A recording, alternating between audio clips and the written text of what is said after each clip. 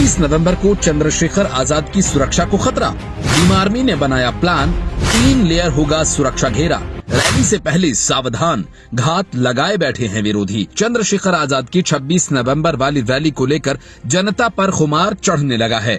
ये रैली 3 मंडलों की है, लेकिन पूरे देश में इसकी चर्चा है और विदेशों तक धूम मची है।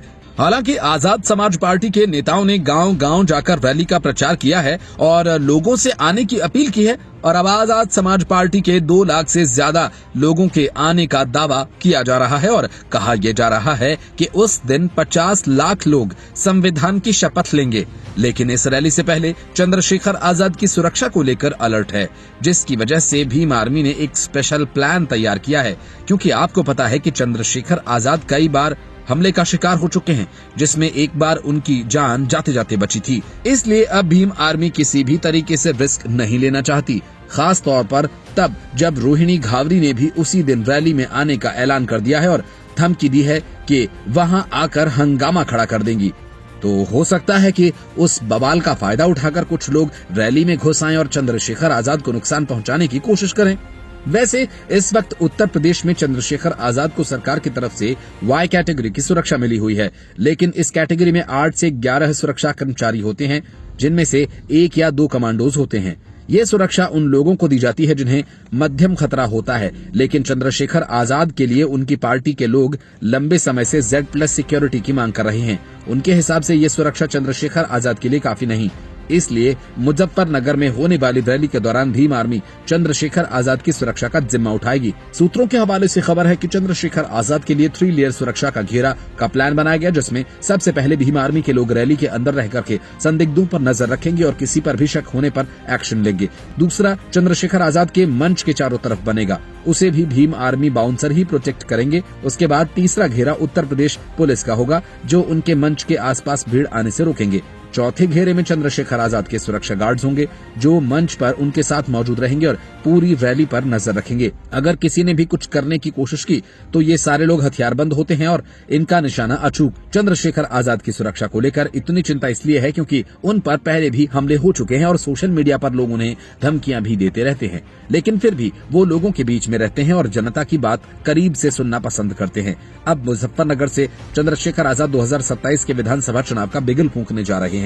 तो 26 नवंबर संविधान दिवस पे मुजफ्फरनगर में प्रस्तावित हुए जो 3 मंडल की संवैधानिक अधिकार बचाओ, भाईचारा बनाओ रैली में आपको आना है और ये समझना आपका एक एक कदम मुझे शक्ति देगा।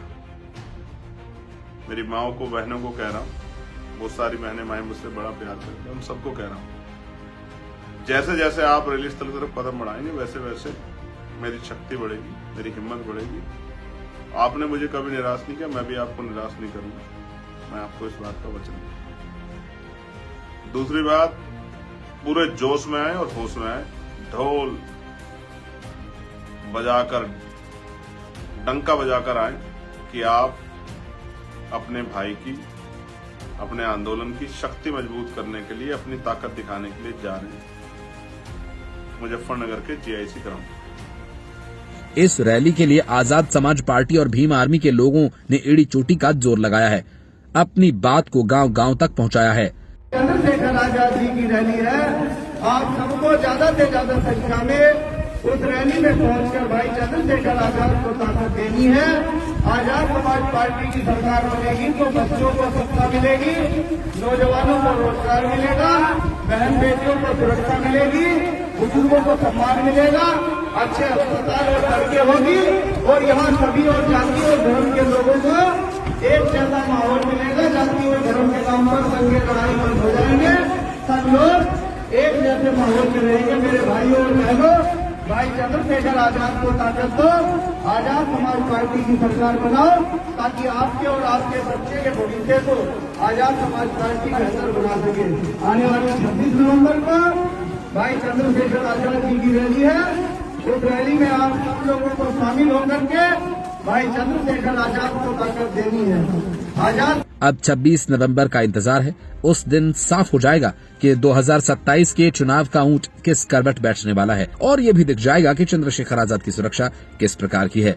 वैसे आप कमेंट करके बता सकते हैं कि क्या चंद्रशेखर आजाद की सुरक्षा सरकार को बढ़ानी चाहिए या नहीं।